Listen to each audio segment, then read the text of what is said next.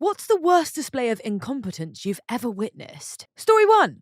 I was assistant to a VP at a bank. One of my duties was to make him look good each Monday morning for the meeting. I'd print out his homework from the past week and keep it all tidy so he could just rattle it off. One Monday, he literally said, "Don't say this part," from my notes. Wow, dude, I couldn't have made it too much easier. Story 2. Another one. I was working at a gas station and had to hit the emergency stop on a pump because a dumb bum let his 4-year-old try to pump gas. And he got it in his face, in his eyes, and the father comes running in and I direct him to the eye wash, and the whole time he's screaming at me because his kid got gas in his eyes. Had to call fire rescue to come, and the guy continues to blame and scream at everyone who's trying to help, saying how he's going to sue the station and blah blah blah. I just felt so bad for this kid. Dumb bum lets his toddler pump gas and then screams at everyone when the kid gets gas in his eyes. Okay, look, I'm sorry, but I mean, if you're gonna let your kid put gas in your car, then you're asking for problems. You can't be surprised when something like this happens, can you? But then again, I do remember being a kid and really wanting to fill up my dad's car with fuel. Anyone else? Guys, if this was you as a kid, please let me know in the comments so I know I'm not some kind of insane weirdo. But I always did want to fill up my dad's car with fuel. It was like one of my goals in life. Do you know what I mean? And the dad was probably just like, "Yeah, go on, mate. You fill that up for me." And then this happened. But I mean, you do have to make room for errors when you agree to something like this. You feel? Story 3. A group of students in my workplace who did not realize until they were taking a formal English exam that their teacher had been teaching them the wrong book for 6 months. They failed the exam, but inexplicably, they're all fluent in Swedish. Story 4. There was a woman who survived a car crash, but was left for days in the car with her dead family because the police didn't come to check it out. She died in the hospital. Story 5. We were running out of stock space at work, so the company spent $3 million to renovate the stockroom, and by the end, we lost stock space. They call it manglement for some reason. Story 6. The Hungarian government trying to tax the internet. It was going to be a fixed rate per gigabyte. It was bafflingly stupid, really. Story 7. Had one of my chefs chopping and blanching chips and fries. A job usually left or whatever commis was on shift, but we were short that day, so I got him on it. He had a large baby killer, a large plastic container that come in many sizes and have a small sticker of a baby falling in on the side, full of water. And after he'd chopped, he would dump the fries in there to soak the starch out. Usually you'd drain them and then fry. Well, he just walks straight over to the fryer and dumps the whole thing in, water included. I'm in shock at this point, but run over and drag him away and then lunge for the emergency electricity cut-off switch. Hit that, then move away. The oil fizzes for a few seconds and then just erupts and fills the kitchen with gallons and gallons of oil. One of the stupidest things I've ever seen happen in a kitchen. Man, you saved homie's life. Okay, guys, I didn't actually realize the idiocy of this situation. Genuinely, when he threw the tub filled with water into the oil, I was like, why are you doing that? Because what was the point of soaking the starch off of the chips if you're going to use that same starchy water to cook them in? I didn't even realize that he'd thrown water into hot oil. And now I know, I'm like, what? What? Why? Like, why? That is a true idiot, but I was going to say, but am I the idiot? Because I didn't even realize that was wrong until I read it back, if you see what I mean. I'm stupid. Story 8. Probably slingshot Tim, a guy I used to work with who managed to slingshot himself into an office table during a meeting. Tim was the definition of an unnecessary hire. His dad was one of our most important suppliers at the time, so the boss was forced to hire him for a job he basically couldn't do, but also couldn't ever really be fired for. It was the moron's sweet spot. During one meeting with Tim, I saw him lean really far back in his chair during a meeting. Far enough back that the chair started to creak loudly. So far, so standard, but Tim had done this maneuver without turning the little knob thing under the chair to give himself a little slack. So he had to push really hard against the base of the table to stay in his casual position. It looked like a surprising amount of effort. Tim was visibly sweating to stay cool. Eventually, Tim couldn't take it anymore and ended up slipping about 2/3 of the way into the meeting. Thanks to physics, the lack of tension shot his chair forward, throwing him into the conference table. He took the entire desk to the chest, shaking the projector enough to unplug it from the wall and spilling more than a few cups of coffee. It was the most hilariously loud and stupid thing I've ever seen in a meeting. Even people walking by the conference room completely stopped to witness this grown man turn himself into a human catapult. He picked himself up off the floor in a daze, then started hurriedly packing up his stuff amidst uproarious laughter and ran out of the room. I'm not sure if Tim still works there, but I'm definitely sure the legend of Slingshot Tim endures to this day. Our latest crime-fighting superhero, Slingshot Tim. Story 9. I was working with an older transportation engineer at work. The guy had literally designed hundreds of miles of highways, interchanges, and roadways. He was helping to write a 100-page document that I was an editor on. He took the document without speaking to any other member of the team and sent it out to 20 different people for their input without track changes on it. He said he thought that if he didn't change the name of the document, that it would just automatically update on our server when they made changes to. In the end, I ended up with more than 25 versions of it that I was checking line by line for changes at all hours of the night because it was due in several days, and some of the changes conflicted. Ugh. I explained the whole issue to him once I was finished fixing it all, but he did it again on another, smaller document a month later. Then he retired suddenly. I think that they asked him to leave because his skills stopped developing in the 1970s, and because he stole food from work all the time, even though he was rich. Don't miss him one bit. Only poo. We track changes via Google Docs on stupid fanfic edits. I can't imagine not doing that in an office setting. Oi, I'm telling you now. Just because he's rich doesn't mean he can't steal food, alright? We've all got our problems. I'm telling you. Even if I was a millionaire and there was a donut on the... I would take it. I'm telling you now, gang. You cannot stop this relationship I have with food, okay? Whether I've got tens of millions of pounds or a tenner, I will eat food that's in front of me, and no one will ever stop me. We got this? Good. Now, moving on. Story 10. I was at a Subway and the person in front of me asked for a BLT. The employee just stared blankly until the customer said, bacon, lettuce, and tomato. The girl then grabbed some bacon and put it on the bread, but then just stared blankly again until the customer said, lettuce. After putting lettuce on the bread, the customer got a blank stare until saying, tomato. To this day, it's the dumbest employee I've ever seen. Oh dearie me. Bless her. She might not know what a BLT is, but I mean, you are working in Subway, love. Sort it out.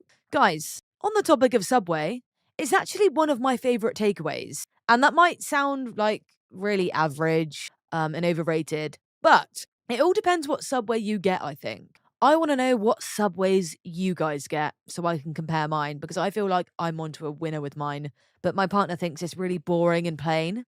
Also, Chipotle Southwest sauce. You cannot get any better than that. I'm telling you now. Story 11. We have this chemical we have to inject in our process to make sure solids don't come out of the liquid. We've been warning this particular customer for months that the level of this chemical was low and dropping, and they better add some stat.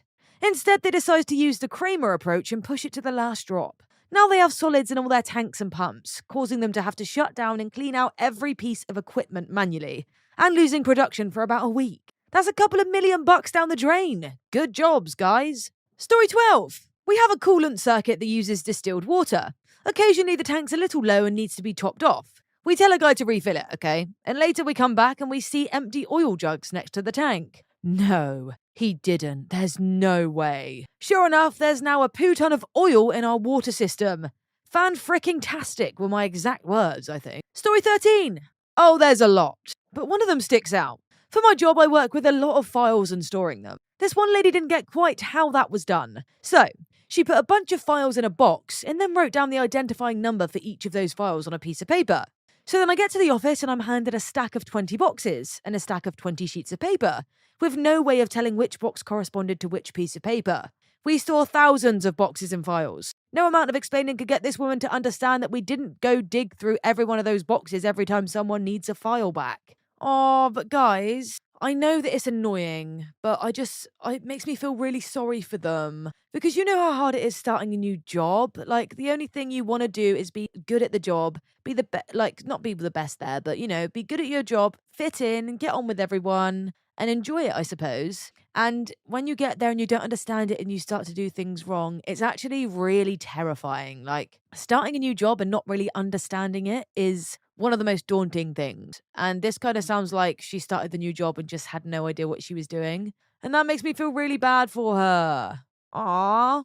I'm gonna cry. Cry. Story 14. I was doing contract work in Miami for a drug company making a product containing nitroglycerin. They had a chemist, PhD, who I thought did some odd things. But one fine day we had a meeting across town with him in it. It was a plan meeting. The subject material was known to all days before it. During this meeting, the good doctor gets up to make some points. This prompted him to start drawing a stick figure of nitroglycerin on the whiteboard. He drew 3 carbons. So far, so good. And then another, and finally a 5th. I looked at my boss. I'm an R&D engineer, physicist by degree, and he saw it too. Nitroglycerin doesn't have 5 carbon atoms in it. It has 3. While this might be a little nitpicky, this guy was the chemist for this plant, with PhD, and nitroglycerin delivery was the entire point of the product. I checked everything I saw from him after that, lest it become my mistake. Story 15. We get called by a school concerned about EM pollution caused by their Wi-Fi and tablets. My colleague suggested to the principal to shut down the Wi-Fi and just connect the tablets with Ethernet cables. While I was there speechless, principal replied, "Hey, good idea. EM pollution caused by their Wi-Fi. I thought this stuff was dealt with years ago. You know, with all the double-blind testing, etc." Story 16. This story doesn't end with someone almost dying or anything, but it was the moment where I realised just how incompetent the company's middle management was. I work for a luxury retail company. My manager had been having issues getting into the hiring system to post job openings and push through resumes. He hadn't had access to it since he was hired for whatever reason. He'd been trying to sort it out for months because school was starting up again and he knew he needed more staff. He'd been in an exchange with the person in charge of hiring, and he kept explaining he didn't have access to the system. All the person had to do was email him a link to reset the password, and he was golden. He gets an email saying that she will put it on her list of things to do. She sent him an email saying she would send him an email with the link, when she could have sent him the link immediately. We still don't have access to the hiring system. It's been a month. I hate people that do that rubbish. She should be fired. Yeah, to be fair, this is a valid point. Because communication in my company is terrible, okay?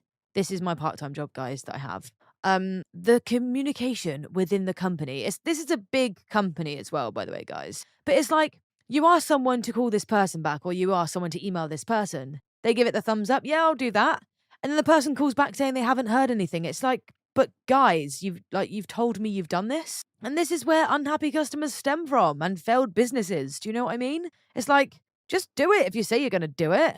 If you don't, I'll smack you up. Story 17. I work in construction. Incompetence is a daily occurrence. In no particular order. 1. Crane operator overcompensated and slammed the 35-ton air handler he was placing on the roof into the wall of the hospital. 2. Medical gas certification company didn't check all the outlets on a line, just the last one. Well, he screwed up and read the gauges wrong. Passed the system and it went into operation. 2 weeks later, a patient's brought into the ER and requires oxygen, so they hook him up to the oxygen wall outlet. Only problem is that during construction, some dumb bum got the lines crossed and the oxygen outlet was actually connected to the vacuum line. Patient was fine after some well-deserved freaking out. 3. All shaft walls are 2-hour rated. UL listed enclosures for fire safety, and this is strictly enforced and doubly so in hospitals. Well, some hospital maintenance guy decided that the exhaust fan the hospital was putting in on the sly needed to have the duct worked up on his shaft. So, he punched a 4x4 hole in it and ran some duct work through it. Never sealed the hole. No fire or smoke dampers, no nothing. We found it during demo when we renovated the area. 4. During an inspection, there was a problem with the way the sprinkler heads were installed. Nothing major, just needed to tighten some uplifts restraints. Well, you need to be licensed to work on that stuff. So the idiot plumber decides, "Hey, I've got a wrench and can tighten crap." So he climbs on the ladder and starts going to town in front of the inspector. Came very close to failing the inspection. 5.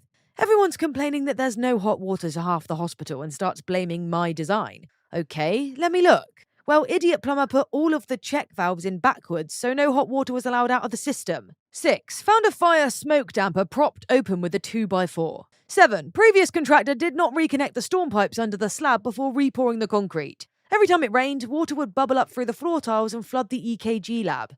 Hospital didn't investigate until a patient slipped. They'd just been sending a dude with a mop to clean the floor. There are so many more. Remembered some really good ones. 8. An electrical ground wire zip tied to a 1-inch oxygen line. 9. 2-inch main hospital oxygen line installed above the main kitchen hood. 10. Maintenance removed all the supply diffusers from the main hallway that had a west-facing wall. A 60-foot-long wall of glass and no shade because they didn't see the need for it during the last renovation. Well then, don't complain to me when the insulation on the chilled water piping soaked like a sponge and you have a nice brown line on your ceiling tiles showing the pipe path. And the room's hotter than Satan's armpit. Yeah, what he said? Joking, gang, I have no idea what any of that meant, I can't lie. I don't even know what kind of job role that was. But yeah, I mean, it sounds pretty annoying, right? If you know what he's talking about. But again, let's just move on. Story 18. In the early 90s, I worked at a small mum-and-pop ad agency. There were less than 10 employees. I was a graphic designer and spent most of my days behind a 21-inch CRT creating illustrations of food for several weekly newspaper inserts. The company had been doing weekly inserts like this for over 20 years, 4 years digitally, and had a pretty good library of artwork stored on the server. But as product packaging changed or new products were released, it was our responsibility to create it. For this task, we had a monthly stipend from the advertiser to purchase items as required so that we could photograph them, get them into our system, and photo illustrate them. Now, let me introduce a man named Floyd. Floyd was an elderly gentleman. If I had to guess, he was 70, if he was a day. He was our driver. As an ad agency, often you're running film and stats and other printing press type things across town. Last minute to make deadlines, We gave him an address and he went there. And he dropped off what he had. Not much thought goes on. However, one late Wednesday afternoon, we're on deadline. Grocery inserts go in the Thursday morning papers. And I learn very late that we're missing the new bag art for the £10 bag of Alpo dog food that's on sale tomorrow. As far as my job goes, this is about as panicked as I can get. Aside from a computer meltdown, there was not much else that could go wrong in my position. I didn't have time to run to the store, which I usually did, had I planned well. Everyone else was elbows and bumholes on their computers trying to hit deadline. The only available body was Floyd, sitting in the corner, legs crossed, reading the newspaper. Hey, Floyd, I need you to do me a huge favour. Sure. Take this credit card and run to... redacted store. I need a £10 bag of Alpo. Hurry back quickly, I have to get this done before 6:30 when you drive over the film. Roger that. And off he goes for 45 minutes. Never mind that, it's a 5-minute drive to the store. Should have taken 20 minutes max. No cell phones, not reasonably priced anyway, and definitely not ubiquitous. So I wait. And finally, Floyd walks in with a £10 bag of store-brand dog food. Floyd, here's your dog food. Where's the Alpo? Oh, this was cheaper. I saved like $3. Floyd, we don't have a freaking dog. Snatches the card from his hand and run out the door to get the Alpo myself. To this day, I still can't remember if I made it back on time, if I made the 6:30 delivery, but the legend of Floyd will live on in my mind forever. In his defense, you didn't specify if it was actually for an ad. On the other hand, literally everything about the situation and your job and the job he does as a result should have made that... See, gang, I do think that at work, you've always got one donut, haven't you? There's always one dum-dum. You know, even if they've worked there for a couple days or a couple years, you've always got one person who just kind of doesn't really care, does what they want, doesn't listen, don't really know what they're doing, and just sort of gets away with it. Do you know what I mean? We've all got that one person at work, haven't we, guys? Like, I know you're all thinking of someone in your head right now that's like that. So, I mean, you can't blame him. He did do the job technically. But yeah. Silly mistake, I think. Story 19. There was a guy who was famous among electricians for his stupidity. The best by far was when a foreman asked him to clean out that trailer and burn everything. He cleaned it out, then burned down the trailer. Dude sounds like a C++ compiler. Story 20. Our server room at my last job began leaking water from the ceiling. Not a good thing. It happened during second shift, so the only person there to respond to the alarm was the guy we purposely put on second shift so he couldn't screw up the busier day shift. Come in the next morning to find a bucket on the floor and a note on the door that he fixed the leak. Didn't report it, didn't get the maintenance team in, just threw a bucket under it and called it a day. Needless to say, one leak ended up becoming several overnight. Story 21. We, in Australia, recently had a national census. Government spent millions setting up a website encouraging people to use it. Only it couldn't handle more than 1 million queries an hour and so crashed just after dinner time, roughly 7 p.m, when not surprisingly more than 1 million people just happened to log in on census night. They're now running ads to assure people they're competent enough to store all the private data gathered. Story 22. I work as a 911 ambulance dispatcher. This chick got a promotion she didn't deserve, and she was primary dispatcher one day. Had a unit going to a standby when they came up closer for a cardiac arrest, as in someone is dead, dying. They need help immediately. The unit going to the standby with no patients was about 7 minutes closer than the unit she assigned. I let her know she acknowledged me and promptly left things the way they were. I wonder if the cardiac arrest would have been a better outcome if she hadn't been so incompetent and switched the unit. My supervisor told me to deal with it because she was promoted over me. I absolutely loathe managers who can't manage or expect me to manage up and then still screw it up and blame me. And that's just in accounting, where mistakes can be fixed slowly. This is totally unacceptable in a profession where lives are at risk every hour. Guys, the thought of being a paramedic or a nurse or a doctor, it is just terrifying, isn't it? Like, just imagine the guilt you'd feel if you couldn't save someone. Like, bless them, they must have so much pressure on their shoulders that we don't even acknowledge. Like, they are brave. They are heroes. Do you know what I mean? They genuinely are. I don't have the nuts to be a nurse, a doctor, a paramedic. I just don't. I could never do that. Like, I don't have the right brain for it. I overthink anyway, so I'd constantly be thinking that it was my fault someone died or someone got hurt or someone wasn't saved, etc. Do you know what I mean? They're heroes. Story 23. I was getting my driver's license renewed in Chicago. I needed to get a vision check. I put my eyes up to the machine, and the clerk said, "Please read the..." Couldn't hear what number she said. "Line." I asked, "Could you repeat that?"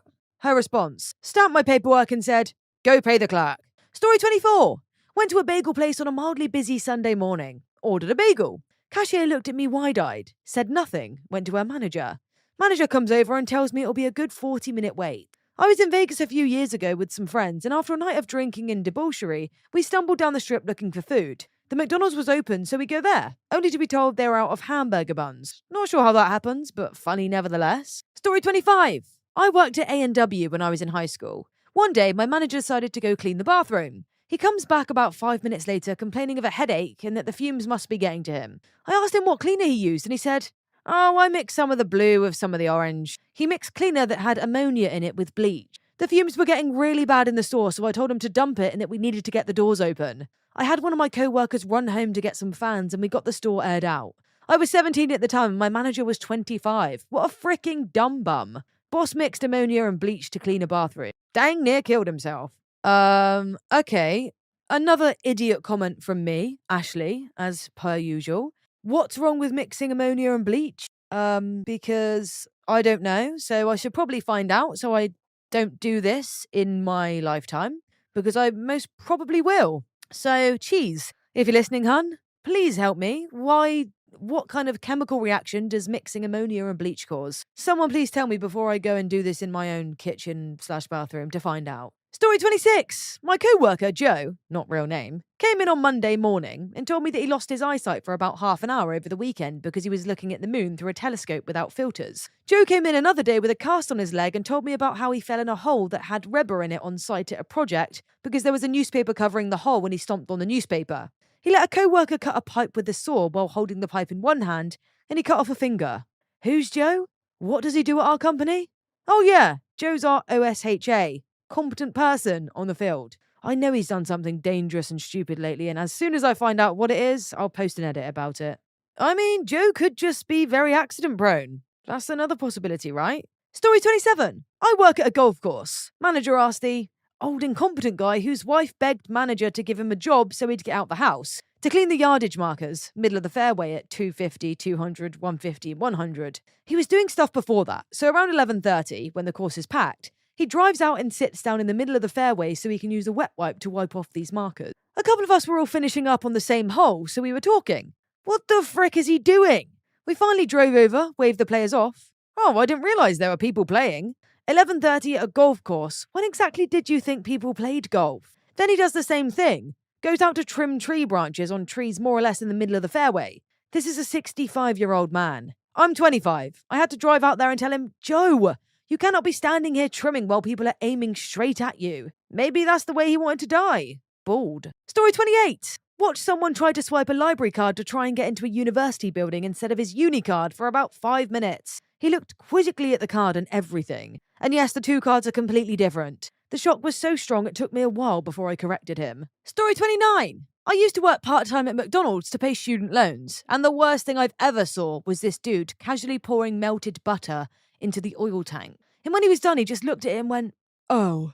I was too shocked to do anything before anyone asks. The containers are very different, and the one with butter in it says butter in all caps. Also, the butter's stored in the fridge while the vegetable oil was stored in the stockroom. Oh, bless. What an idiot. Come on, though. What an idiot. Do you know what I mean? It's exactly what I was saying earlier, isn't it? Like, you always have that one Dumbo at work. You just do.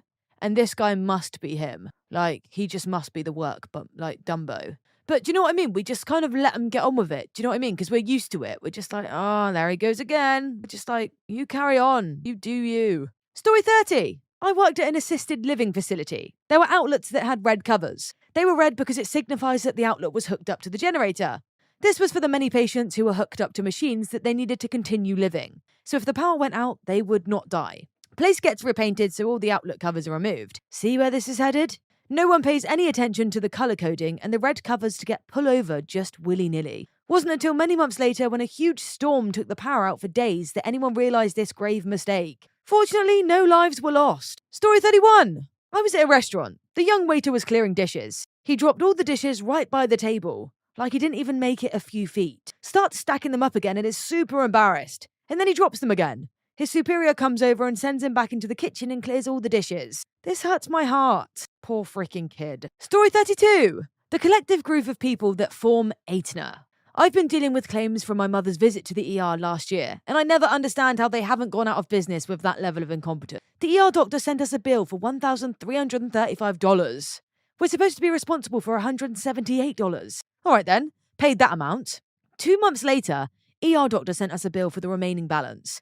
I called Aetna and they promised to reprocess it. 2 months went by, nothing. Meanwhile, we got the same bill from the doctor every other week nagging for payment. I called for the same thing 15 more times. That spanned the course of 6 months. Finally, in March, someone processed it and sent out a check to us. Surprise, surprise! It never came in. In May, I called and they said somehow the check went missing and they'd reissue it. 5 calls and 1 month later, no check.